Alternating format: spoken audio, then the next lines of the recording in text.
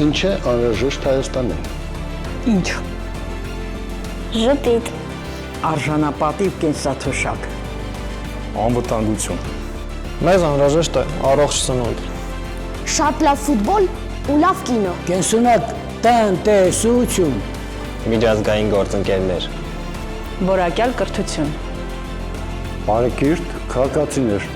Շատ երեխաներ ու բարություն։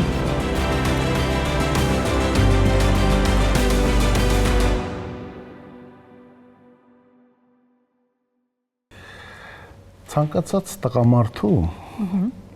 ավելի հաճելի է տեսնել բացված սեղանը, արտուկված վերնաշապիկը, քան թե լսել, թե ինչպես է իր կինը խոսում չինարեն։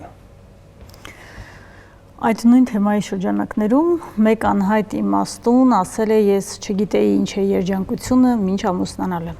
Իսկ հետո արդեն ուշ էր։ Այս ամենի մասին մենք կխոսենք մեր փորձագետների հետ, Հայաստանի Հաշտարարների պալատի նախագահ Տիկին Գայանե Դեմիրճյանն է մեր հյուրը եւ Արագած համայնքի մշակույթի տան արվեստի ուսուցիչ Աննա Հովհաննիսյանը։ Ժեստ հոգեբանական կենտրոնի գործադիր տնօրեն հոգեբան Լուսինե Գրիգորյանը, ինչպես նաեւ փաստաբան Անահիտ Բեգլարյանը։ Մեր թեման ընտանիքն է եւ մենք որպես համալիր, այսպես ասած, պետք է ուսումնասիրենք, հասկանանք, արձանագրենք խնդիրները, ինչպես նաեւ պայմանները եւ փոփոխվող իրավիճակն աշխարհում, ինչ պատկեր ունենք Հայաստանում եւ նաեւ այն, թե ինչ առաջարկներ ունեն մեր մասնագետներն այդ ամուր ընտանիք ունենալու հարցում։ Եվ սկսենք ձեզնից ինչ պատկեր է, հաշվի առնելով, որ հաշտարարի գրասենյակը կա եւ ամուսնալուծվող անձինք պարտադիր նախքան այդ որոշման արձանագրումը փաստաթղթով պետք է դիմեն ձեր գրասենյակին, ինչ հարցերով են դիմում, ինչ պատկեր ունենք։ Նախ նշեմ, որ 2025 թվականի հուլիսի 1-ից Հայաստանի Հանրապետությունում պարտադիր դարձավ ընտանեկան որոշ գործերով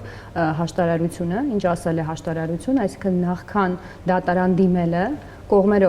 ովքեր ունեն ընտանեկան վեճ, մասնավորապես ամուսնալուծության, երեխայի խնամքի, դաստիարակության հետ կապված հարցերով, երեխայի կրթության հետ կապված հարցերով, ալիմենտի հարցերով եւ ամուսնական պայմանագրից բխող վեճերի հետ կապված, համատեղ գույքի հետ նաեւ համատեղ գույքի բաժանման հետ կապված խնդիրներով ունեն վեճեր, ապա նախքան դատարան դիմելը պետք է դիմեն հաշտարարին, արտոնագրված հաշտարարին։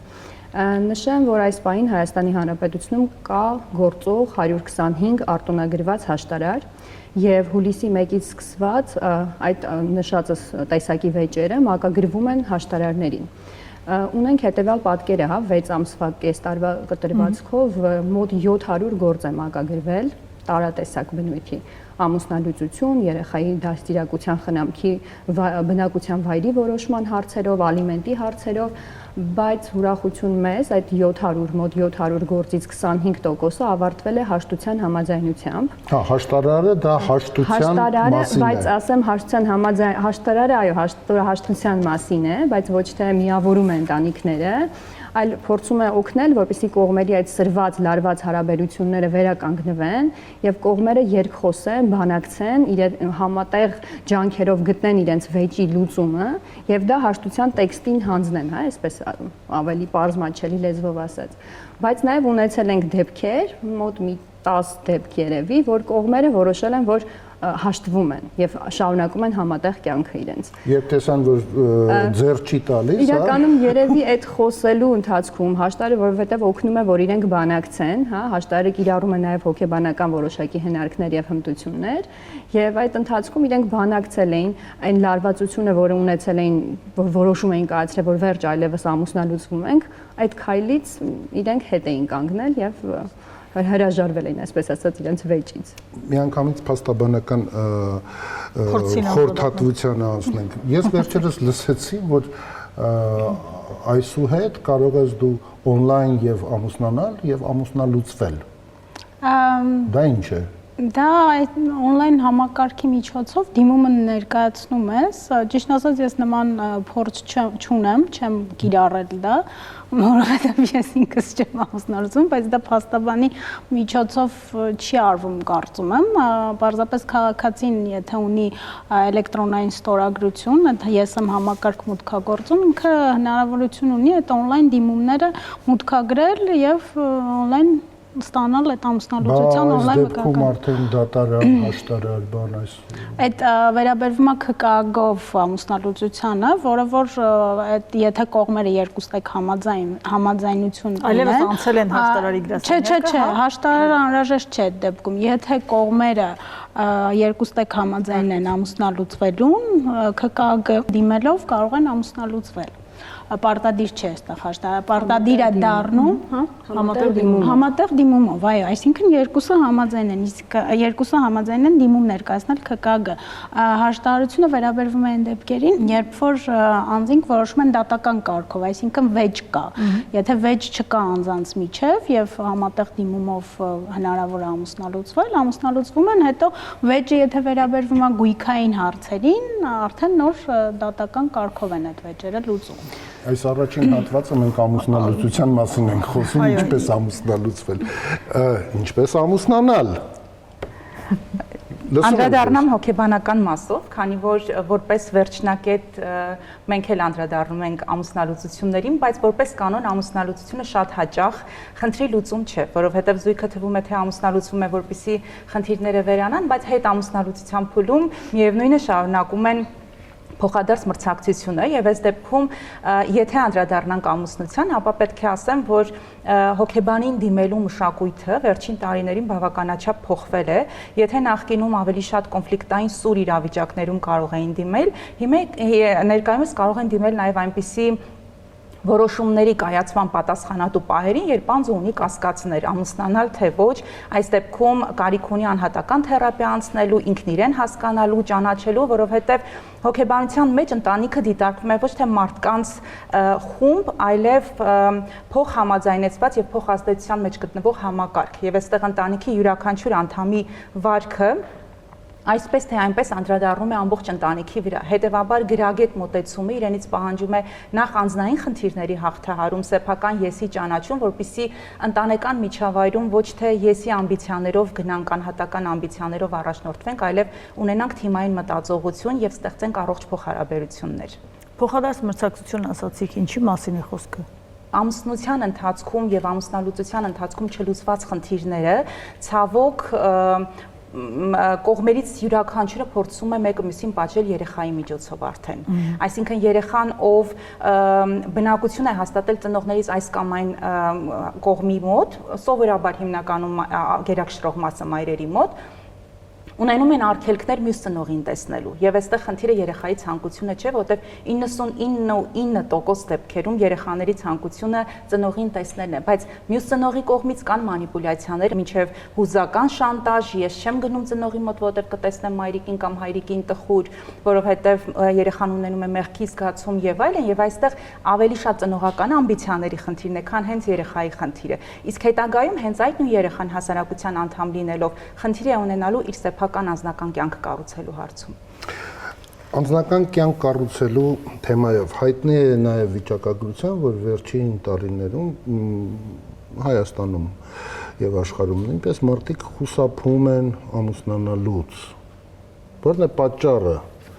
լսենք Աննային։ Կարծում եմ ոչ թե խուսափում են, այլ փորձում են ավելի ճշգրիտ հասկանալ, այսինքն ըմբռնել ամուսնության իմաստը, ընդհանուր պատկերացում կազմել եւ պարտականությունների եւ նաեւ ամուսնական կարգավիճակի մասին, որ հետագայում ինչու՞ չէ նաեւ խուսափեն ամուսնալուծություններից,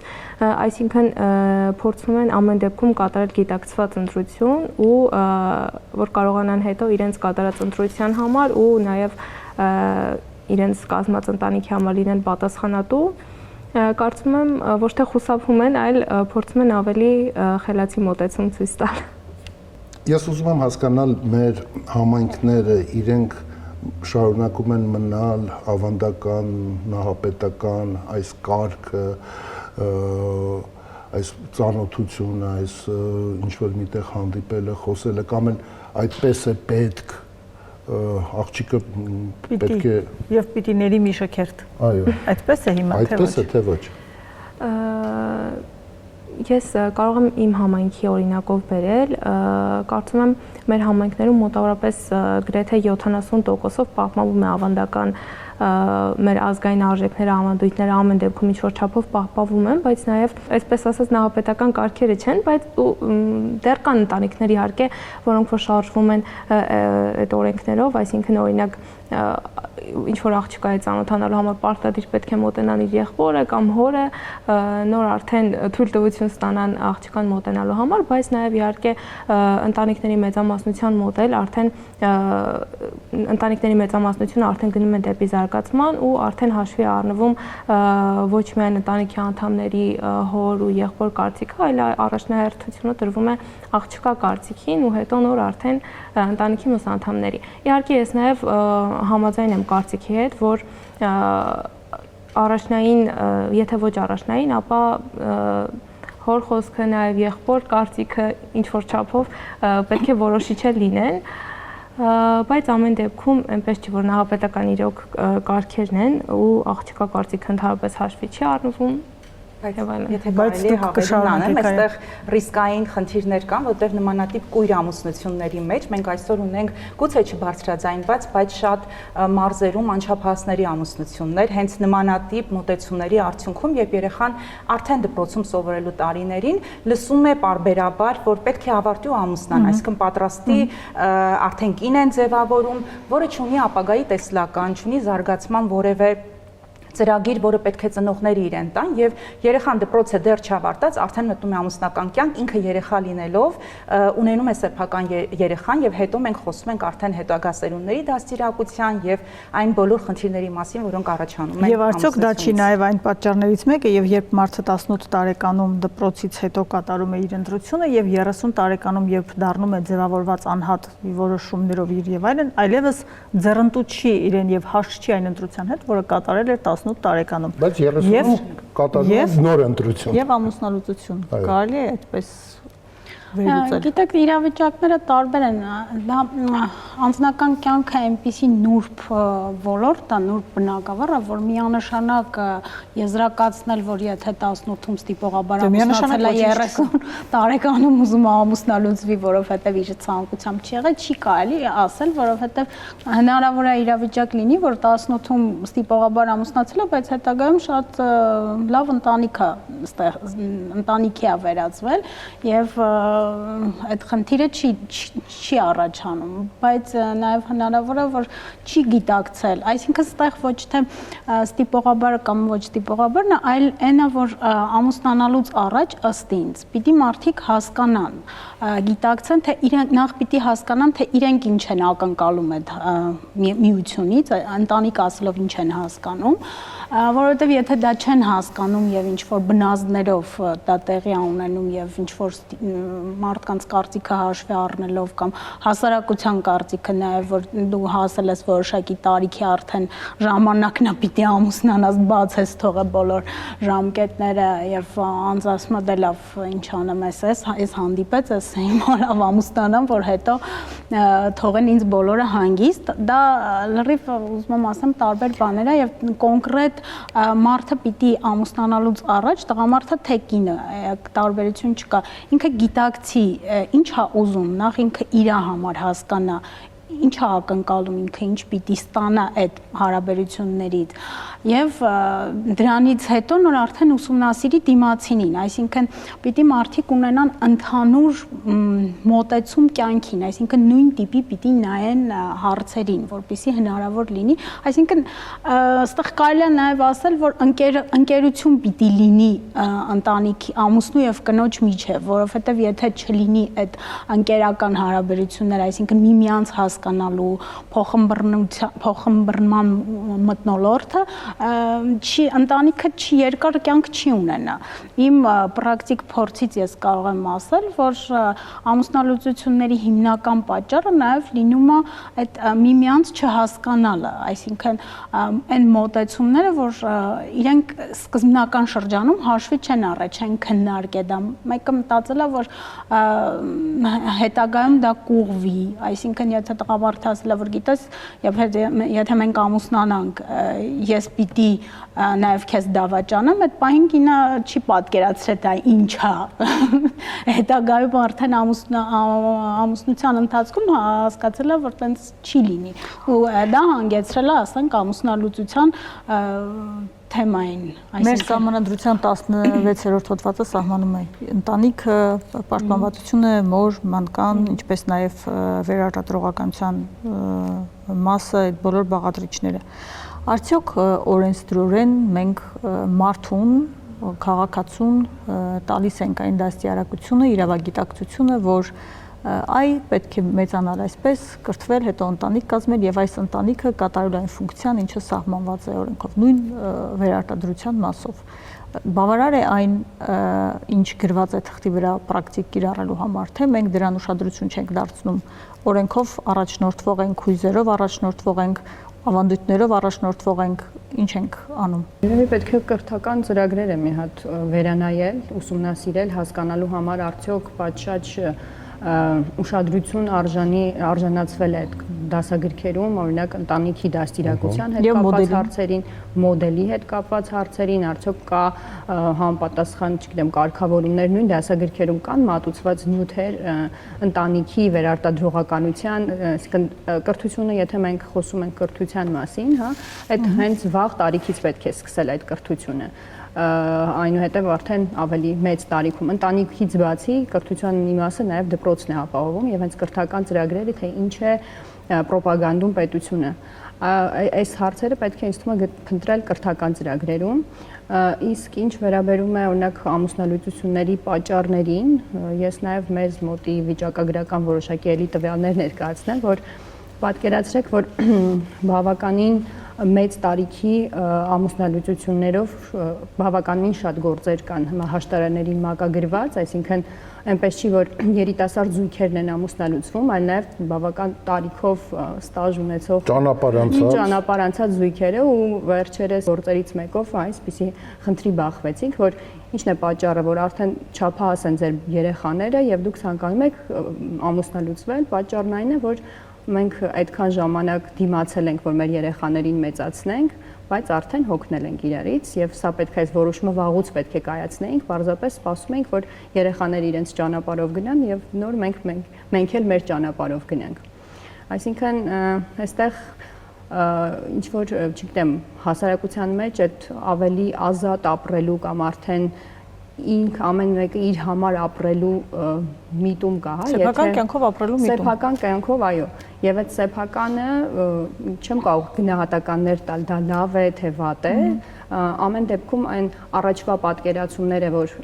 կինը պետք է հանդուրժի, որպեսզի ընտանիքը պահպանվի կամ զույգերը պետք է ամեն ինչ հաղթահարեն, հիմա կարծես թե փոխվել է այդ մոտեցումը եւ յուրաքանչյուրը մտածում է ես մի կյանք եմ ապրում, ապա այն կարող եմ ապրել այնպես, ինչպես որ ինձ համար է հաճելի եւ ոչ մյուսի դիմացինի, այլ հենց ինձ համար։ Տիկի Գրիգորյան, իսկ դա վատ է, թե լավ է։ Իրականում ցանկացած նորին ու փոփոխությանը պետք է նաև պատրաստ լինենք, որտեղ ապրելով այս ժամանակաշրջանում չենք կարող մտածել այնպես ինչպես մեր ծնողներն էին մտածում, այ հարցրեցիք տեղեկատվության բավարար լինելու մասով։ Տարիներ առաջ երբ դպրոցներում սեռական դաստիարակության առարկան էին ուզում մտցնել, շատ ու շատ ծնողներ սկսեցին բոյկոտել, այդ ինչ թեմա է, որ մեր երեխաները սովորեն։ Երևի թե մենք կհիշենք մեր ծնողները ինչ էին անում, երբ ինչ-որ համբույրի տեսան է լինում, վահանակը գտնում էին կամ մեր աչքերն էին փակում, որ հանկարծ չտեսնենք։ Ու մի ամբողջ սերունդ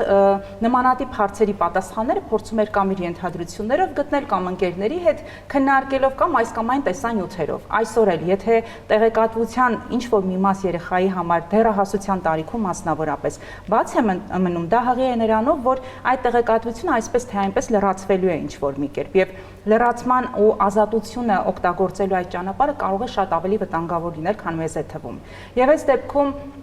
քանի որ նշեց փորձագետը, որ կարծես նախկինում ավելի հնազանդ կնոջ կերպար էր եւ այլն, երկու ծայրահեղությունների մասին ենք խոսում։ Հնազանդ չի նշանակում լռել, իսկ երկար ժամանակ հայ կնոջը սովորեցրել են լռել, չխոսել ընտանիքում բռնության մասին, չխոսել հոգեբանական այս կամ այն ճնշումների մասին, խոսքը այդ ծայրահեղության մասին չէ, բայց այսօր էլ կարող ենք մյուս ծայրահեղությունը տեսնել, երբ կա պատասխանատվության բացակայություն այն ընտանիքի հանդեպ եւ այն երեխաների հանդեպ, որոնց ունենալու որոշում ամեն դեպքում կայացրել են ծնողները, այլ ոչ երեխաները։ Խոսքի մեջ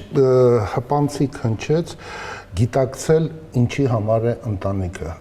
այսինքն դա որոշակի բիզնես նախագիծ է, դա պետության մոդել է եւ ուր են գնում մենք եւ նաեւ հայտնի է, որ ի վերջո մենք սակավաթիպ հանրապետություն ենք եւ նույն ծնունդները գնալով պակասում են, ընտանիքները չեն կազմվում, մարդիկ ավելի ինքնաբավ են դառնում, մանավանդ կանայք ինքնաբավ են դառնում եւ կարծես թե չեն ձգտում ծանրաբեռնել իրենց կյանքը ավելորդ հոգսերով։ Աննա, ինչ կասեք։ Ինչպիսին է ձեր համայնքում այդ տեսակետից ինչ են մտածում։ Կարծում եմ ներկայումս կանայք տղամարդկանց հավասար ցանկանում են եւ սկրթվել եւ զարգանալ եւ ինչու՞ չէ նաեւ ընտանիքի հոգսը կիսել իրենց կնոջ հետ։ Ես կարող եմ բերել իմ ընտանիքի օրինակը, եթե օրինակ 10 տարի առաջ ընտանիքի 80% հոգսը հոգում էր օրինակ հայրս, բավականին ժամանակ արդեն հայրս ու մայրս կիսում են ամբողջ հոգսերը ու ամեն որոշում փոխ համաձայնության միջոցով է կայանում։ Ու դա ինձ համար ուժեղ ու կայուն ընտանիքի հիմքն է, այսպես ասած, որտեղ որ պահպանվում են որոշակի արժեքներ, ավանդույթներ, բայց նաև միշտ տեղ կա զարգանալու ու միշտ նոր տեսակետից ու նաև գնալով զարգացող աշխարհին համապատասխան ընտանիք ձևավորելը։ Ձեր խոսքում նշեցիք պատասխանատվության մասին, տեսեք, մենք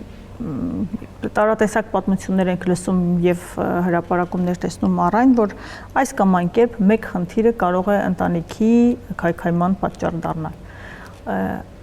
Ուր է մնում այս դեպքում պատասխանատվությունը։ Ի վերջո այն մարդուն, ում կյանք են տվել համատեղ որոշմամբ եւ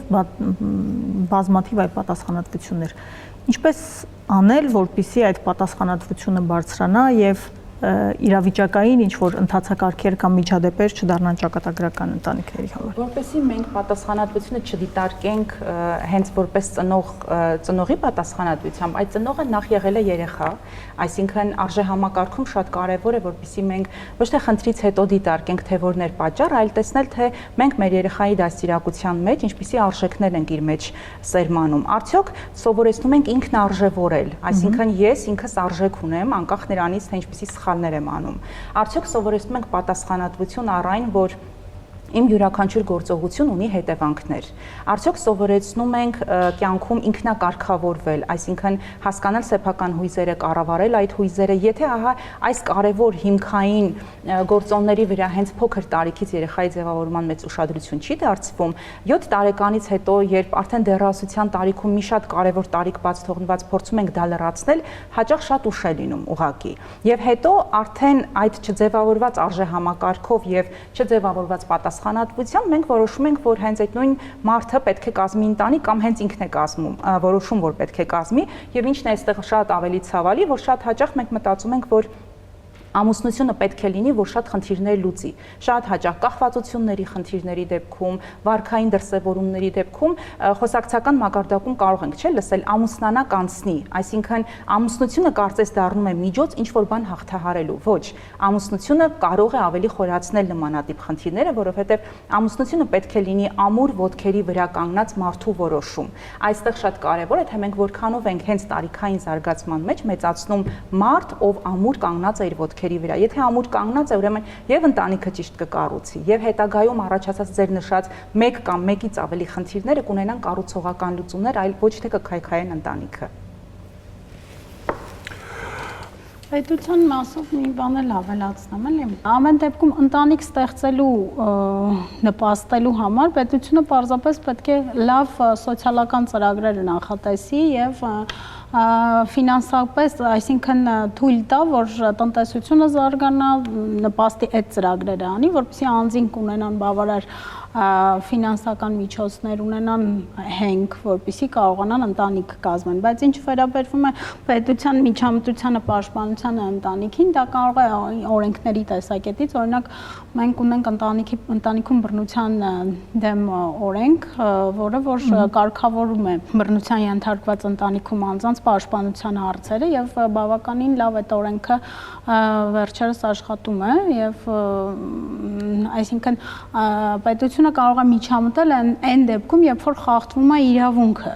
բայց նպաստելու առումով միայն սոցիալական եւ ֆինանսական այդ ծրագրերն են, որոնք որ կարող են, այսինքն այդ բնակարանների ձեռքբերման հնարավորություններն են, սոցիալական նպաստներն են, եւ մի շարք այլ թեկուզ հարկային բեռի թեթևացումները, որը որ ասենք օրինակ այս տարի չէ, ասենք պետությունը կոնկրետ փաստաբանների մասով մեծ հարկային բեռ է նախատեսել 5%-ից, մենք համարյա 50%, 43%-ի ենք անցել հարկային ահահ ենք անցել շրջարկից, ինչը բնականաբար եթե փաստաբանը մեկը այդ ամենը վճարելու չէ, վստահորթը հենց նույն քաղաքացին է, այսինքն այդ գումարը բարձրանում է եւ այդ գնում է էլի սովորական ժողովրդի գրպանից այդ ֆինանսական բոլոր կարգավորումները ի վերջո այդպես են ժողովրդի գրպանից։ Հա, ամեն ինչը ի վնաս ժողովրդի է ստացվում։ Ձեր խոսքից դատելով կարող ենք ենթադրել, որ օրինակ պայմանները, կենցաղային, կենցաղավարության, սոցիալական պայմանները, բնակարանի հարցերը եւ այլն հակառակ նպաստավորումն են ունենում առայն, որ մարդիկ չամուսնանան, որովհետեւ ունենում են անլուծելի խնդիրներ։ Գիտեք, այտենց միանշանակ չեմ կարող ասել, բայց հա, ինչ որ չափով, ինչ որ տոկոսային նպաստող գործոն ունենում են, որովհետև նայեք, եթե անձը ուզում է ամուսնանա, հա, կամ ունի ընտրյալ ուզում է ամուսնանա, սակայն չունի բնակարանային պայմաններ, որտեղ, այսինքն պիտի կամ իր ընտանիքի հետ տանի, ինչպես նախկինում էր, չէ, մի 30 տարի առաջ, 30 տարի առաջ, դա նորմալ երևույթ էր, այսինքն ոչ մեկ նույնիսկ առանձին ապրելը դա ես չեմ սխալվում, չէ, արատավոր երևույթ էր։ Ինչպես կարելի է չափել։ Ինչպես կարելի է ծնողներին թողնել գնալ առանձին բնակվել։ Իսկ հիմա մոտեցումն այլ է, եթե նույնիսկ զույգը հնարավորություն ունի վարձակալելու, վարձով են սկզբնական ժամանակաշրջանում վարձակալությամբ են բնակվում, որպեսզի միասին համատեղ կենցաղ չվարեն, որովհետև այդ կենցաղային հարցերը նաև կոնֆլիկտների, վեճերի պատճառ են լինում, որովհետև մի խոհանոցում երկուքին չպիտի լինի։ Ամեն դեպքում կան այդ հարցերով կենցաղ բնակարաններ եւ այլն։ Ամուսնալուծվող զույգերի խնդիրների մի մասը նաև այո երրորդ անձանց միջամտությունն է իրենց հարաբերություններին, ունենք այդպիսի նաև Իսկ ովքեր են հաճախ այդ երրորդ անձինք լինում։ Պատկերացրեք, որ տարբերություն չի լինում, հա, կարող է լինել եւ աղջկա մայրը եւ տղայի մայրը, հիմնականում ավելի շատ մայրերն են, կանայք են, բայց իրականում այդ խնդիրը ունենք, այո, որ երրորդ իրական, այսպես ասած, հա, վեճի կողմը, երբ որ կողմերը գալիս են իրենց խնդրով, հաշտարարը զրույցներ է վարում եւ մեկ այդ վեճի ընթացքում բացահայտվում է, որ իրական վիճող կողմերը նրանք չեն։ Այդ նրանց հետևում թաքնված է այսպես հա երրորդ անձինք, ովքեր իրենց վեճի հիմնական սուբյեկտն են։ Եվ այստեղ իմիջիալոց նշեմ, որ հաշտարարությունը այդ մասով ավելի ճկուն մեխանիզմ է, քան դատարանը, որովհետև հաշտարարը իրավունք ունի հենց այդ հիմնական կոնֆլիկտի այսպես թիրախներին հրավիրել հաշտարարության process-ին։ Իհարկե, եթե վիճող կողմերը դեմ չեն։ Այսինքն կարող են գալ եւ ընտանիքով լուծել այդ իրենց խնդիրը, մեծ ընտանիքով, հա, նույն կարող է գալ տղայի մայրը, աղջկա մայրը, ծնողները, ամուսնալուծվողների կարող են միասին հաշտարարի օգնությամբ փորձել իրենց վեճը հարթել, որովհետեւ փորձը ցույց է տալիս, որ այո կան թաքնված վեճի այլ կողմեր։ Ինչ վերաբերում էր պայմաններին, նշեմ, որ վերջին ժամանակներում ամեն դեպքում դրական տեղաշարժեր կան պետական բնակարանային ծրագրերի մասով, թեև երևի վերջին մի քանի տարին գնաճը բավականին մեծ է, այդ փաստագրենք, հա, նշենք, որ այո, անշարժույթի ոլորտում շատ մեծ, բայց նաև պետական ծրագրերը բավականին աջակցություն տվեցին, հա, բնական երիտասարդների համար ծրագրեր կային, նույն բավականին, հա, այդ հիպոթեկի վերադարձման որը հիմա գնում է հետ եւ այլևս չի գնում, բայց բավականին շատ ծրագրեր իրականացվեցին, թե որ թիրախային եղան, նպատակային եղան, դա արդեն պետքա վերլուծել, վիճակագրություն տեսնել, ուսումնասիրել, բայց որոշակի պետական աջակցություն, այսպես ասած, այդ ոլորտում եղել է, բայց դա չի խանգարել, որ խնդիրը շարունակի մնալ արդիական։ Տիկին Բեգլարյանի պատմությունը լսենք, հետո քաղաքացիներին քանի հիշել։ Ուրեմն պետք է նշեմ, որ շատ դեպքերում ինձ նաև դիմում են ծնողները, այսինքն խորհրդատվության ամուսնալուծության գալիս է ծնողը, մայրը։ Մի դեպք ունեի, մայրը եկել է, երեխաս հոգին հանում է, ասում եմ, քանի տարեկան է ձեր երեխան, 40, ասում եմ, երեխա է, ծնբայի երեխան է, ասում եմ, լավ, եւ ի վերջո մենք քննարկեցինք, խոսացինք, այս կինը սենց նայեց վրաս, ուզում եք ասեք, ես եմ մեղավոր, որ իրանք բաժանվում են, ասում եմ, տիկին ջան, դուք ասեցիք, եւ այդ կինը գնաց, անցավ մի քանի տարի, մեկ է զանգ եմ ստանում, բարև ձեզ, ես ինչ մի կերպ հիշեցի այդ կնոջը, տղես չբաժանվեց, ես ձեզ լսեցի, տղես չբաժանվեց, ասում եմ, շատ ուրախ եմ, հիմա ինչով կարող եմ ձեզ օգնել։ Երկրորդ տղայիս եմ ամուսնացնում, մի հատ հարցիս բերեմ, տեսելի ամուսնանա, թե չէ, ասում եմ, ես ախր ոչ հոգեբան եմ, ոչ ես նման ընտանիքի պլանավորման ծրագրեր չունեմ այդ որպես մասնագետ։ Մի խոսքով ասում եմ, չպետք բերեմ, որ դու տեսնես, եթե հավանում ես, ես մենք այդ աղջկան առնենք։ Այսինքն ստացվում է, որ չէ, թույլ չտվեցի, որտեղ ասի ինձ չի հետաքրքրում ձեր ընտանեկան եւ անձնական կյանքի հետ իրավական հարցեր ունեք, խնդրեմ։ Շատ դեպքերում ծնողները մեծ ազդեցություն են ունենում եւ ինձ մոտ լինում է, որ գալիս են մայրը, մորաքույրը, ասում եմ, ով է ամուսնալուծվում, տղաս, աղջիկս, այսինքն ասում եմ, դուք հասկանում եք, որ ինքը պիտի ցանկություն ունենա, որպեսզի ես կարողանամ սկսել գործը, առնվազն պիտի լիազորագիր տա, առնվազն պիտի գա ես հասկանամ ինքը ուզում է ամուսնալուծվի, թե չէ, ասում է, հա ուզում է, ասում եմ, դուք եք դա ասում, հասկանում եք, եւ լինում է իսկապես դեպքեր են եղել, որ եկել է արդեն ով որ պիտի իմ վստահորդը հանդիսանար հետագայում եւ պարզել եմ, որ այդ մարդը չի ուզում ամուսնալ, այսինքն ծնողը որոշել է, որ երեխան պիտի ամուսնալուծվի, որովհետեւ իր հոգին հանում է, հոգին հանում է։ Այս թեմայով լսենք քաղաքացիների կարծիքները, ինչպես ունենալ ամուր ընտանիք։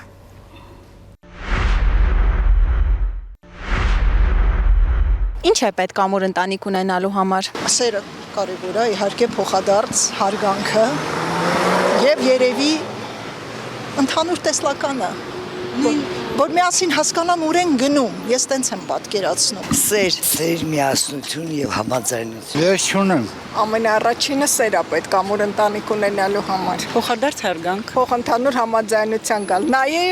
նայել միայն մեկ ուղղությամբ երկուսով։ Լինի փոխադարձ հարգանք, փոխադարձ հասկացողություն, փոխադարձ երևան դեպ օգտակար կլինեն հաստատ։ Սերը շատ մեծ լայն ծավալուն հասկացություն է, նայես այդ սիրո ապատակ մարդիկ ինչ են հասկանում։ ասենք ամուսնու սերը, կնոջ նկատմամբ, երեխաների նկատմամբ եւ ամենակարևորը պատասխանատվություն։ Եթե պատասխանատվություն չկա, ընտանիքը քանդվում։ Ամուր ընտանիքը դա նաև մեր հայրենիքի երկրի նաև հիմքն է։ Ամուր ընտանիքի համար պետք է մեծ սեր, պետք է հավատարմություն, պետք է վստահություն։ Մեր հայկական ավանդական արժեքները։ Եթե ազգը ամուր է, դու պաշտպանում ես նաև ավանդույթները։ Իսկ մեր ավանդական ամեն ինչի մեջ ամենահիմքում ընկել է ընտանիքը միշտ եւ դրա շուրջն ամեն ինչ կառուցվում է։ Մենք հիմա անհայտ վիճակում ենք, չգիտես, լավ ունենալ, վատ ունենալ, վարկով հարսանիք են անում, միլիոններ են ծախսում, 6 ամիս հետո բաժանվում են։ Հիմա համեմատած մեր սերնդի, հա, բաժանությունները շատ է, որովհետև այսպես ասած մեկը մյուսի նկատմամբ վստահություն չկա, մեկը մյուսի նկատմամբ հարգանք չկա, սեր չկա։ Դե 21-րդ դարն է, բոլորը ինքնուրույն են դարձել, ոմանք այդ արժեքներին չեն հետևում։ Ավելի ազատ են եվրոպական ոճով են ուզում առնեն, ապրեն։ Ջանիկս ինչ ասեն, դա փոխվել է։ Ուրեմն կանայք ավելի շատ դրամ են վաստակում եւ տղամարդիկ նախանձում են իմ կարծիքով, բայց այն որ կանայք դարձել են ավելի անկախ տնտեսապես եւ ֆինանսապես ավելի անկախ են, արդեն հասկանում են, որ կարող են ինքնուրույն ապրել։ Պարտադիր չի, որ անպայման տանը տղամարդ լինի, որ կինը ունենա ամեն ինչ որ ուզում է։ Դաժե այն ամենաամուրը քանդվեց։ Այսօր մեր երիտասարդության մեծ մասը դժվարությունների չի դիմանում, չգիտես ինչի, հաշվով են ամուսնանում, հա։ Նայում են, ասենք, մարդը ինչ ունի, ինչ չունի։ Որը սերը նվազել է։ Եթե մեկը մի բան ասում, մյուսը մի ուրիշ բան, որպես կանոն կոնֆլիկտով է ավարտվում։ Դրա համար լավ կլինի, որ ընդհանուր գոնե ապագա տեսնեն։ Այդ ընտանիքը ինչից է բաժանում, սոցիալական պատճառներ չեն կարողանում պահել։ Աշխարհում է ընտանիք ստեղծելը մոդայից դուրս է եկել։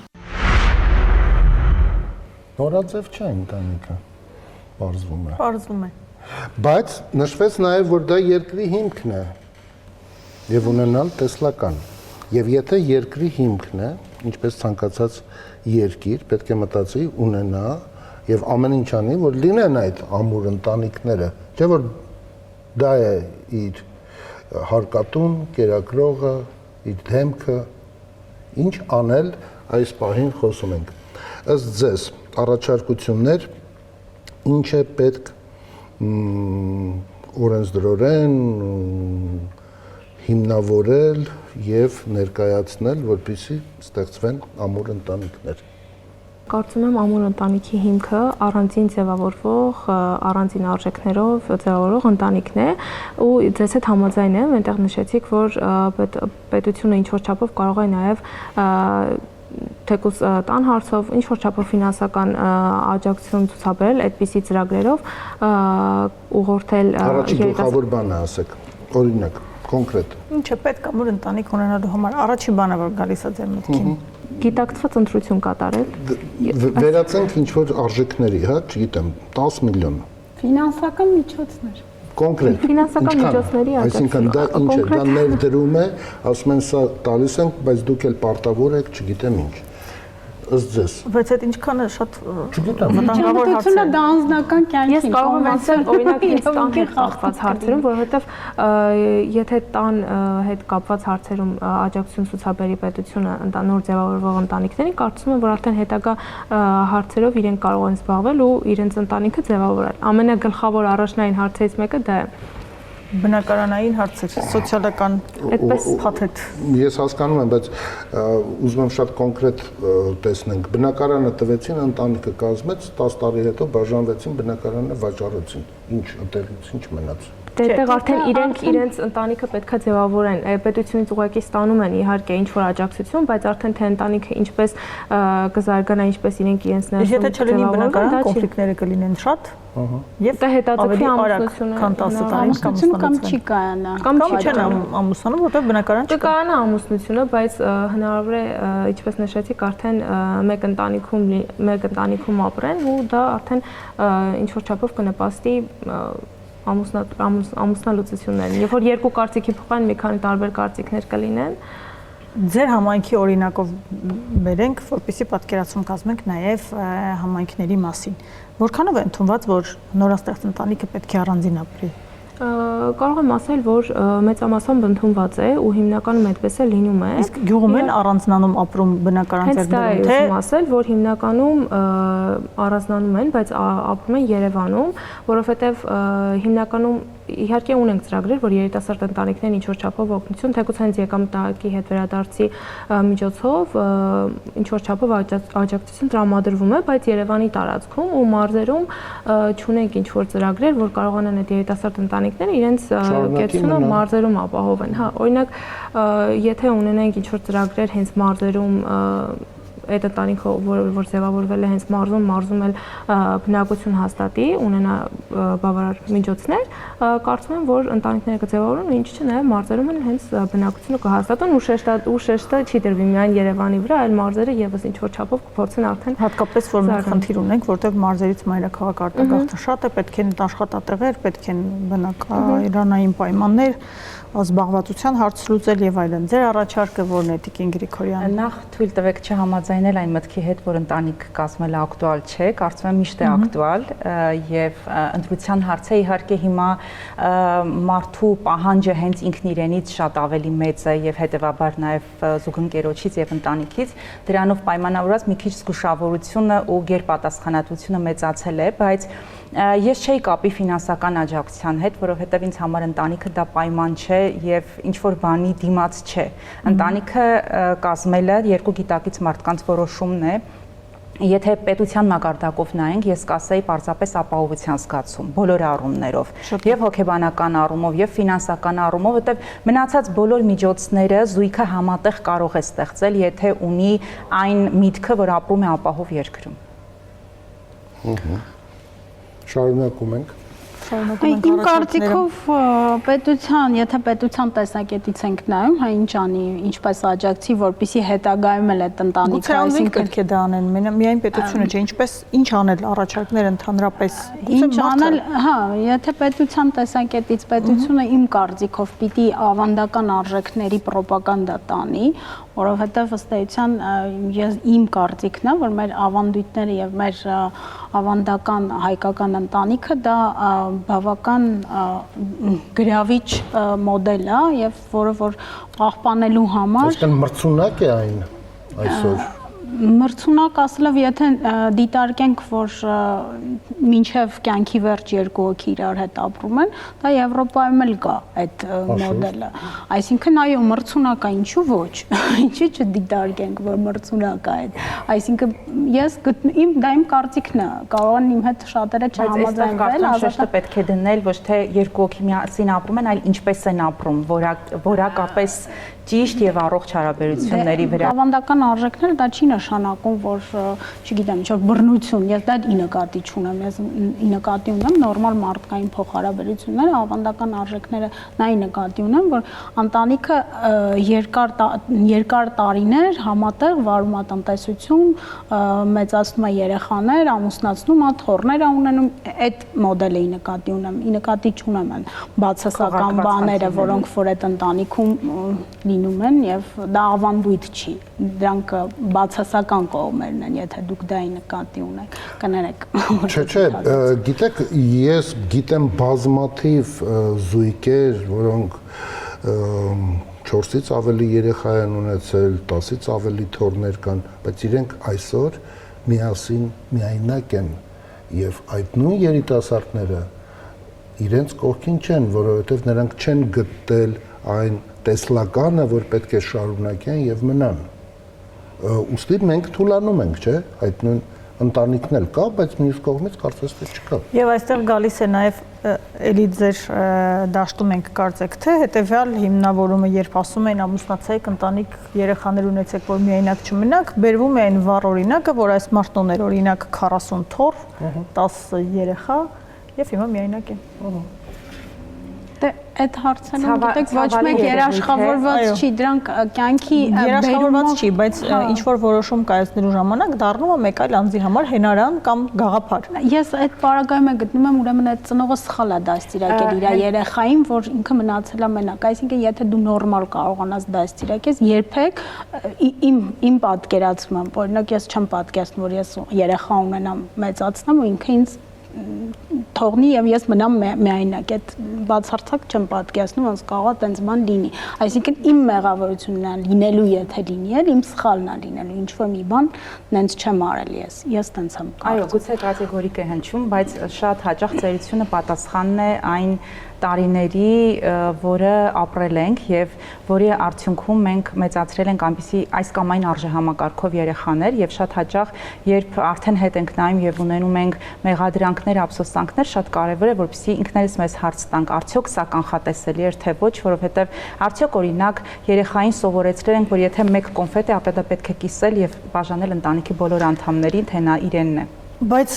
այստեղ բազմավեկտոր է այդ խնդիրը, որովհետև եթե ժամանակին ծնողները այնպես էին անում, որ ամեն ինչ լինի եւ իրենց կողքին լինեն իրենց թոռները եւ այլն, հիմա այդ նույն ծնողները, ում դաստիարակող ծնողն ասել է, որ ամեն ինչ անեն, որ լինեք իմ կողքին, իր երեխային ասում է թող լավ ապրի, բայց ոչ իմ կողքին։ Մենք ես չգիտեմ նախկինում այդ բառակապակցությունը առօրյայում եղել է թե ոչ, բայց հիմա ծնողը նաև այդպես է գտնում գուցե իր ինքնաբավությունը կամ երջանկությունը, որ չգիտեմ, մեկ այլ երկրում եթե իր երեխան լավ է ապրում, ուրեմն դա լավ է։ Եվ նույնիսկ դա հպարտության բան է, աղջիկս ամուսնացել է Հոլանդիայում, տղան չգիտեմ։ Եվ այդ ամբողջը բերում է ինչ-որ մի իրավիճակի, երբ միանշանակ որևէ գնահատական չես կարող տալ։ Եվ եթե դիտարկում ենք այն կոնտեքստում, որ մարդը իր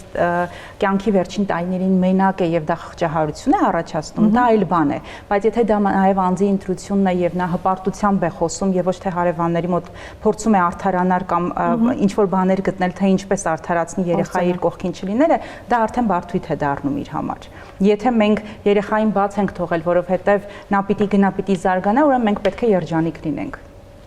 Այստեղ նաև դաստիարակության մեթոդների փոփոխությունն է, հա, ժամանակակից աշխարհը գնում է նրան, որ այո, դաստիարակության մեջ մենք մեծացնում ենք ինքնուրույն եւ ինքնաբավ երեխաների, անկախ դրանից դա տղա երեխա է թե աղջիկ երեխա, այսինքն դաստիարակության մեջ շեշտադրումը դրվում է ինքնուրույն անձ մեծացնելուն։ Եվ այդ փոքրիկ տարիքից սկսած, որ մենք մեծացնում ենք այդ անձը, բնականաբար արդեն մեծ տարիքում իրենք են որոշումները կայացնում եւ իրենք էլ արդեն որոշում են լինել ծնողների կողքին, թե չլինել ծնողների կողքին, ու այո, եթե ծնողը ի սկզբանե հենց փոքր տարիքից այդպես է մեծացրել երեխային, որ ինքնուրույն լինի եւ ինքնուրույն կայացնի որոշումներ, հետեւաբար նույն ծնողը պատրաստ է հասկանալ, որ մի օր այդ որոշումներից մեկը կարող է լինել հեռանալ իրենից եւ առանձին տնտեսություն վարել եւ ստեղծել։ Ի վերջո նաև կա մեկ այլ իրականություն, երբ բոլորն ապրում են միասին, բայց այստեղ հարց է, ինչպիսին են փոխհարաբերությունները, արդյոք հենց նույն երեխաների կողքին ապրելով այդ նույն ծնողը մենակ չէ։ Եվ դա է բազմաշերտությունը, որ ամեն ինչ կարծեք թե հենց յուրաքանչյուր անձը մեկ իրավիճակում պետական օրինակ աջակցության կամ դրա մասին ենք նաև խոսում, կարծում եմ, որ պետք է կրթական ոլորտում ներդրվեն այդպիսի ընտանեկան հարաբերությունների մասին, հա, ինչ որ չգիտեմ, ուսուցողական նյութեր ու ոչ միայն ընտանեկան բռնության մասին, հա, մենք այսօր բռնության մասին շատ իրազեկման նաև արշավներ, ակցիաներ ենք իրականացնում, որպեսզի անձինք տեղեկանան, եթե իրենք ընտանեկան բռնության զոհ են, ապա ինչ պետք է անեն, բայց նաև պետք է լինի հակառակ մոտեցումը, որ որն է լավ ընտանիքի մոդելը, այդ մեր քաղաքացիները շատ լավ շեշտեցին, որ սերը, հարգանքը ընտանիքում, փոխհամաձայնությունը, այսինքն այս բաները պետք է փոքրուց ինձ թվում է սովորեցնել, որ ընտանիքի լավ մոդել ասելով ավանդական արժեքներ կամ ասելով, հա, նկատի է ունեցվում հենց այդ հարգանքի փոխհամաձայնության, փոխըմբռնման միջավայրը, որը պետք է ստեղծվի։ Ու մյուս կողմից էլ, եթե այդ միջավայրը չկա, ապա այս դեպքում կարևոր է, որ նույնիսկ եթե ծնողները ամուսնալուծվում են, ես այստեղ արդեն քիչ մասնագիտական նաև ներկայացնեմ, որ եթե ամուսնալուծվում են, կարևորը կարողանան այդ ծնողները փոխհարաբերությունները պահպանել առողջ, որովհետև եթե պետք է լինեն միասին անառողջ միջավայրում, երեխան մեծանա այդ միջավայրում, ավելի լավ է լինեն առանձին, բայց առողջ հարաբերությունների մեջ եւ հավատացեք, որ այդ հարաբերություններից երեխաները ավելի շահում են, քան տուժում են։ Երբ որ ծնողները, երկու ծնողներ գիտակից են, իրենք առողջ փոխհարաբերությունների մեջ են, թեկուզ ամուսնալուծված, դա շատ է օգնում երեխաներին, որ իրենք իրենց լավ զգան։ Այստեղ ամենակարևորը այդ բանակցային արվեստը պահելն է, այդ երկխոսությունը ծնողների մեջ, ամուսնալուծվող զույգերի մեջ, այդ հարգանքի մթնոլորտը թե միասին, թե առանձին վիճակով եւ կարգավիճակով ունենալը։ Կարծում եմ այս մասով կրթական ծրագրեր են անհրաժեշտ իրականացնել, որպեսզի հարգանքի, սիրո եւ այդ փոխըմբռնման միջավայրն ու արժեքները փոքրուց սերմանվեն։ Եվ հետո այդ նույն մեծ ընտանիքը, որտեղ տատ, պապ, ծնողներ եւ նորաստեղծ ընտանիք, դա չդիտարկվի ոնց որ ռազմական թաթերաբեմ, հա, ով ինչ պետք է անի, ինչը ձեռքից վերցրեց, ինչը էս արեց, այլ մեր քաղաքացիներից մեկը ասեց մի ուղղությամբ նայելու մասին, կարողանալու, ոչ թե ընդդեմ լինելու, այլ հանուն, այդ դեպքում մենք ավելի ուժեղ կլինենք, չէ՞։ Ժամանակակից աշխարհում շատ բազմանդամ ընտանիքներ 2 կամ անգամ 3 սերունդներ միասին ապրում են եւ դա չափանիշ չէ, որ այդ ընտանիքում կան կոնֆլիկտներ։ Եթե մեծը իր դերում է, օգնողի դերում է, երիտասարդներին առաջ տանողի դերում է, ապա շատ կարեւոր է ինչպիսին են փոխհարաբերությունները կառուցված, որովհետեւ ընտանիքը կարող է կազմված լինել 2 անձից, բայց միևնույն է նույն ուղղությամբ չնայեն եւ լինի բազմանդամ ընտանիք, բայց համակարգը շատ ճիշտ աշխատի։ Անկամ մարդիկ իրենց հետ են անհաշտ, այնպես որ Եվ եկավ հնչեց նաև մի միտք, տարօրինակ է, բայց կարծես թե դա խոչընդոտում է տնտեսական անկախություն, երբ մարդը վերջին տարիներին ձեռք բերեց իր տնտեսական անկախությունը։ Հիմա թվում է թե դա շատ լավ է եւ ձգտել է եւ սովորել է եւ բոլոր գործիքները ստացել է, տիրապետում է, բայց դա սկսում է խոչընդոտել ինչ որտեղ այդ իր տնտեսական անկախությունը գտնելու իր անձնական երջանկությունը։ Եթե դա երջանկություն է, հիմա կասեք ով ասաց կանանց շրջանը, ուղղակի չէր ուզում ուղիղ, հա, ուղիղ Հետո դուք շատ եք։ Մենք մեծամասնություն ենք այո։ Չէ, իրական կա վերջին շրջանում այդպիսի տենդենց, այսպես ասած, հա, երբ որ կանայք ավելի Չգիտեմ, վերջին շրջանում ես ինքս էլ ուսումնասիրություններ էի կատարում ու հասկանում էի, որ կանայք շատ ավելի նախաձեռնող են, կանայք շատ ավելի նպատակասլաց են, հիմա այսպես մեր գովքն եմ անում, բայց իրականությունն եմ փաստում, որովհետև փաստերն եմ արձանագրում, կանայք շատ ավելի պատասխանատու են, պատասխանատու են մոտենում բոլոր այն հարցերին, ինչը որ իրենք նախաձեռնում են եւ ստանձնում են, հա, ինչ դեր որ ստանձնում են հասարակության մեջ։ Եվ այս առումով մի փոքր ինձ թվում է տղամարդիկ պետք է որ ձգտեն այդ նշաձողին հասնել եւ սա է կարծում եմ հիմնական խնդիրը, որ երբ կանայք այդ ինքնուրույնությունը, այդ ազատությունը, այդ տնտեսական ինքնուրույնությունը նաեւ կարողանում են ապահովել իրենց շուրջ, իրենք ուզում են ունենալ ավելի ուժեղ թիկունք, քան իրենք իրենցն է եւ քան իրենք իրենց համար են, հա։ Եվ այս դեպքում իրենք արդեն եւ թիկունք են, եւ առաջամարտիկ են։ Միշտ ցանկանում են ունենալ իրենց կողքին ավելի ուժեղին։ Եվ այս մասով ինձ թվում է ուղղակի մեկը պետք է որ իդեմ պայքարեն անընդհատ, դա տղամարդն է։ Չէ, դա արդեն նոր մարտահրավերներ են ի հայտ գալիս աշխարհում եւ սկսում են ընկնել այդ մարտահրավերները հաղթահարելու հետևից եւ գնալ առաջ։ Հետեւաբար ժամանակ չի մնում արդեն որպեսզի տղամարդուն դարձնեն թիրախ։ Ինձ այդպես է թվում։ Իրականում եթե գանք տնտեսակ մենք ուզում ենք առաջարկների համատեքստում խնդրում եմ դիտարկել նաև մեկ հանգամանք, որ օրինակ մեր հարևան երկրում բնակչությունը մոտավորապես գուցե թվերը մի փոքր ավել կամ պակաս ասեմ 50 միլիոնով ավելացել է բարեկամ հարևան երկրներից մեկում եւ հետեւաբար մենք արդյոք ունենք պարտականություն մեր պետության նկատմամբ ամուր ընտանիք ստեղծել եւ երեխաներ ունենալ, թե կրկին շարունակում ենք ես իմ սեփական կյանքը։ Ինքնաբավ Դե չամուսնանալու եւ ամուսնություն չունենալու որոշումներից վարկածներից մեկն էլ հենց դա է, այսինքն խուսափելը պատասխանատվությունից ինչ որ մեկի համար կյանքում պատասխանատվություն կրելու եւ այսպես շատ ավելի հեշտ է կյանքը հա որոշում կայացնել եւ ապրելը, բայց կարծում եմ որ եթե հոգեբանական մասով նայեմ, օրինակ արդեն կազմած ընտանիքների եւ չկազմած ընտանիքների դեպքում մենք շեշտը դնում ենք հոգեբանական աշխատանքի վրա, որոնք կարող են խոչընդոտել ամուսնական կյանք մտնելու որոշման մեջ, ունենալով սեփական ընտանիքի մոդել, այն ընտանիքի մոդելը, որտեղ մարդը մեծացել է եւ դա արդեն վախի պատճառ է սեփական ընտանիքը կառուցելու իր ծնողների փոխհարաբերությունները եւ այլն, այսինքն հոգեբանական մասով եթե նայեմ, մենք ինքներս ստեղծել ենք հոգեբանական տարբեր խաղեր, որի միջոցով մեկս մյուսին կարող ենք բացահայտել, կարող ենք հասկանալ իրավիճակներ, որպեսզի ոչ թե վիճենք, այլ գնանք զիջման տարբերակով եւ կարողանանք ունենալ զարգացնող քննարկումներ։ Այս դեպքում երևի թե շեշտը կրկին անձի անձնական խնդիրների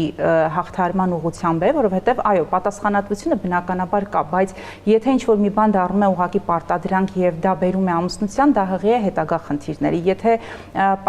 նույն պարտադրանքի արդյունքում կինը հղիանում է, որովհետեւ պահանջում են իրենից երեխա, դա բերում է հետծննդաբերական դեպրեսիայի խնդիրների։ Ցանկացած որոշման միևնույն է անձը պետք է գա հոգեբանորեն պատրաստ, հակառակ դեպքում դրա տված բացասական ազդեցությունը ավելի մեծ է լինելու։ Ինձ թվում է նաեւ որ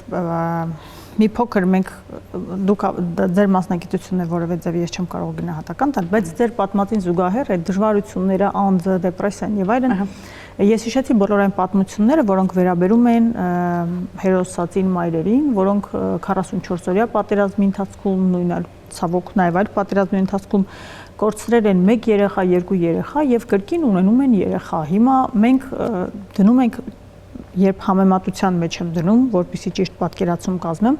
սոցիալական մի փոքր խնդիր, չգիտեմ 25 քառակուսի մետրի հարց եւ այդ կնոջը, որը իր 2 երեխայի կորստից հետո կրկին երեխա է ունեցել, որտեղ է հոգեբանությունը։ Իրականում հենց այդ նույն հերոսացին մայրերի հետ աշխատել ենք եւ շարունակում ենք աշխատել եւ ամեն օր ուղակի իրենց ուժով հպարտանում ենք ու իրավունք չունենք ամենաթեթև խնդիրներից ընկրկել, որովհետև այո, համեմատության մեջ հասկանում ես, թե կյանքի կենցաղային եւ այն խնդիրները, որ դու ուռճացրել ես, ինչքան փոքր կարող են թվալ հենց դրա ֆոնին։ Բայց եթե որպես հոգեբան դիտարկենք, մարդիկ տարբեր են, անձի կառուցվածքը տարբեր է, եթե անձը թույլ է իր տեսակով եւ չի կարող այդ մեծ ուժը ու պատասխանատվությունը իր վրա վերցնել, ուրեմն նրան պետք է ուժեղացնել, այլ ոչ թե ուղղակի նրանից պահանջել։ Այսինքն պետք է բերել այն մակարդակի, որպեսզի անձը կարողանա գնալ այդ որոշման ընդունմանը։ Այս թեմայի հետ կապված քննարկումները հարսանիքը որ սրահում անել, վերջերս որ երկրում անել եւ մեր կողքին կա ավելի հրատապ ու ուշադրության արժանի մարդիկ, որոնք դրա մասին չեն մտածում, դրանք ուղղակի ոչ թե ընդդեմ են գնում, այլ հանուն գնում են եւ շարունակում են իրենց վշտերը անտեսելով կամ չանտեսելով, ամոքելով եւ ուրախանալով այդ նորածին երեխայի հետ կապված։ Վերջին շրջանը բարեկամներ առաջարկների, եթե բան ենք բաց թողել, ըստ ձեզ շատ կարևորում ենք համայնքները, որովհետեւ շարունակ խոսում ենք գլխից, երակների մասին մոռանում ենք։ Հա, համաձայն եմ իրականում, որովհետև համայնքները ինչ որ չափով Երևանն էլ հենց համայնքներից է սնվում ու եթե համայնքներում կայուն ընտանիքներ չլինեն, ձևավորված ուժեղ, իհարկե բոլոր տեղերում, ոչ միայն համայնքներում, ընտանիքը շատ կարևոր է, որ ամուր ձևավորված ընտանիք լինի, ու պարզապես կարծում եմ արդեն համայնքներում ինչ որ չափով խնդիրներ են առաջացնում, օրինակ այսպես ասեմ, Արագածոտնի մարզը միջին ամսական աշխատավարձի քիչ ցուցանիշով 4-րդ տեղում է զբաղեցնում ու այդ օրինակով կարող եմ ասել, որ հիմնականում եւ աշխատավարձի հետ կապված եւ նաեւ աշխատունակության հետ կապված չեն ձգտում ընտանիքները ձևավորվել մնալ մարզում, պատկերացնելով, որ չեն կարող իրենց հետագան, իրենց ընտանիքին ապահովեն նաեւ երեխաներին ու հիմնականում դրանից է բխում, որ փորձում են Երևանում իրենց բնակությունը հաստատեն, կարծում եմ համայնքներում քիչ են ծրագրերը, որոնք որ կօգնեն կնպաստեն ընտանիքներին ձևավորվել ու մնալ համայնքներում։ Այլ առաջարկներ Համայնքների մարզերի մասով կարող եմ նշել, դիմում են ձեզ մարզերի ընտանեկան վեճերի մեծ մասը հաշտարարությանը դիմաց, քանակապես ավելի շատ մարզերից են, քան Երևանից։ Իրականում այո, ինձ թվում է մարզերում կա աշխատանք կատարելու կարիք, անհրաժեշտություն,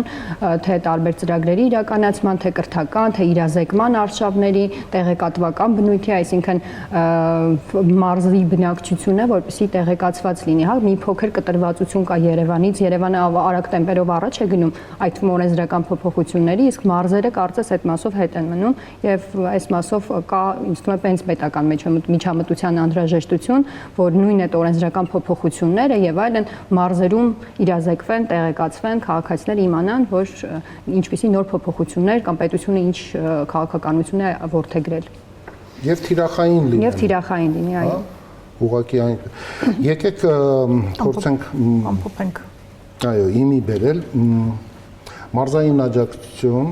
համայնքային ծրագրեր հատուկ մշակել, ապահովության զգացողություն ի վերջո այդ նորաստեղծ զույգը պետք է զգա, որ ունի։ Կարևոր մի բան, կրթություն ընտանիքի մասին։ Այսօր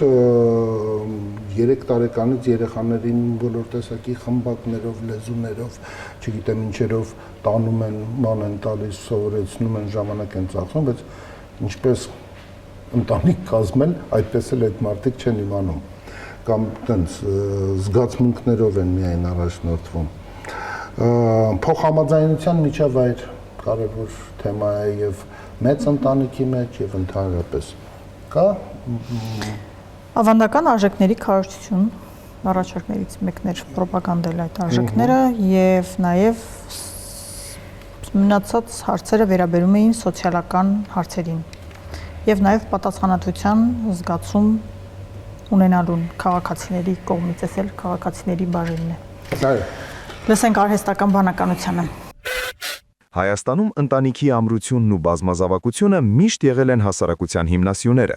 սակայն ժամանակակից աշխարհում դրանց պահպանումը պահանջում է թե ավանդական արժեքների վերաիմաստավորում, թե պրագմատիկ մոտեցումներ։ Մեծ ու ամուր ընտանիք ունենալու համար անհրաժեշտ է դիտարկել հետևյալ հիմնական գործոնները։ Առանց բազային կարիքների ապահովման մեծ ընտանիք ունենալու գաղափարը հաճախ բախվում է դժվարությունների։ Ընտանեկան բյուջեի ճիշտ կառավարումը եւ խնայողությունները թույլ են տալիս խուսափել ստրեսից։ Պետական աջակցություն,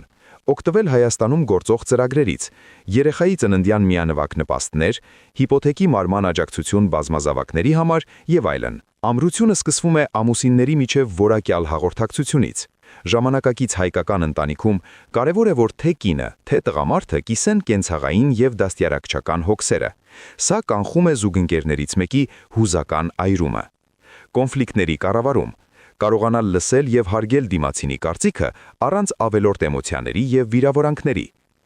Արժեքային համակարգ եւ դաստիարակություն։ Մեծ ընտանիքը պահանջում է ներքին մշակույթ, որը միավորում է բոլորին։ Ընտանեկան ավանդույթներ, համատեղ ճաշեր, տոներ կամ շաբաթական մեկ օր, որը նվիրված է միայն ընտանիքին։ Սա ստեղծում է պատկանելության զգացում։ Հայաստանում սերունդների միջև կապը, պապիկ-տատիկների ներգրավվածությունը մեծ ընտանիքի ամրության լրացուցիչ երաշխիք է, եթե այն հիմնված է փոխադարձ հարգանքի վրա։ Որքան զարգացած եւ կայացած են ծնողները, այնքան ավելի առողջ միջավայր է ստեղծվում երեխաների համար։ Ժամանակակից գրականության եւ մեթոդների ուսումնասիրությունը օգնում է երեխաներին դաստիարակել որպես ինքնուրույն եւ պատասխանատու անհատներ։ Ֆիզիկական առողջությունը մեծ ընտանիքի վարելիքն է։ Սպորտը, առողջ սնունդը եւ կանխարգելիչ բժշկական ստուգումները ապահովում են երկարակեցություն եւ էրանդ մեծ ընտանիքի հոգսերը հաճույքով հոգալու համար։ Ամուր ընտանիքը ոչ թե այնտեղ է, որտեղ չկան խնդիրներ, այլ այնտեղ, որտեղ բոլորը պատրաստ են միասին լուծել այդ խնդիրները։ Հրաշալի բանալի էր։ Հիշեք, հատկապես լավ վերջաբանով։ Հիշեք վերջաբանը, խնդիրներ միշտ կան, պետք է կարողանալ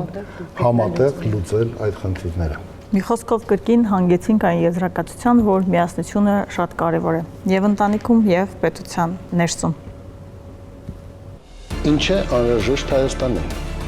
Ինչ։ Ժպիտ։ Արժանապատիվ կենսաթոշակ։ Անվտանգություն։ Մեզ անհրաժեշտ է առողջ սնունդ։